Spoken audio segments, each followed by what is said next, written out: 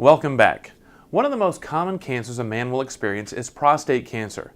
Statistics show that the vast majority of men will have some cancer cells or growth in their prostate as they get into their 70s and 80s. The good news is that most will never be of significance or require any treatment.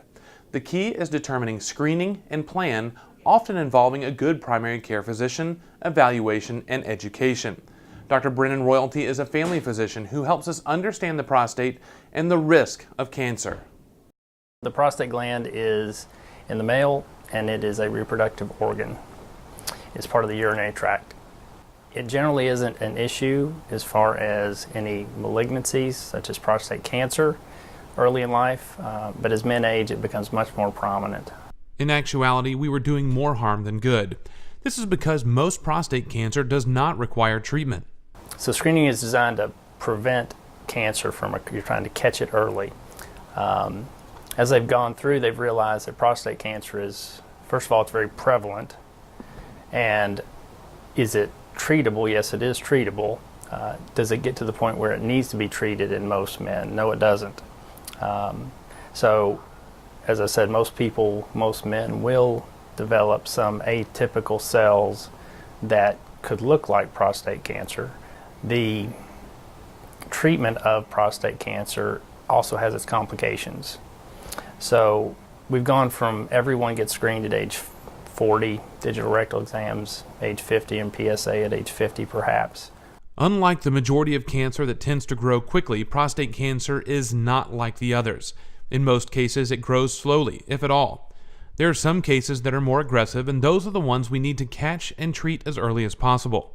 For most people, if we detect a prostate cancer, we're going to watch it and see if it has any significant effects on voiding urinary tract function, and make sure that it doesn't enlarge significantly and become much more of a problem faster.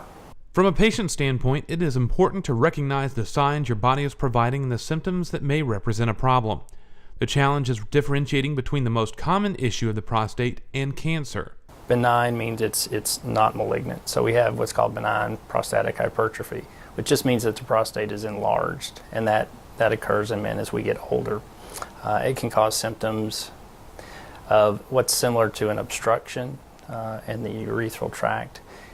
Trouble starting your urinary stream is one of those. Feeling like you have to go frequently, but then you don't is another one. Starting and stopping of your stream is an issue with that as well. Most of the time, for most men, that comes across as a very slow process that they begin to see as they get into their 40s, 50s, 60s. With prostate cancer, the symptoms are very similar. I think in general, what the patient needs to know is that if they notice an abrupt change in the way their urinary tract functions, that's very significant, because if something is changing rather quickly, then you want to be seen by a physician, because they may be able to find something early on, as opposed to as I said, the slow symptoms that come on with benign processes. If you have symptoms, it's very important to have the right team. Men are going to go to their family physician or their internist, and that's perfectly appropriate. As if a test is done which shows the potential for prostate issues, then they'll go to a urologist. But the most important plan for you is to have a primary care physician and make sure you are seeing them regularly, because they will help you navigate life's changes.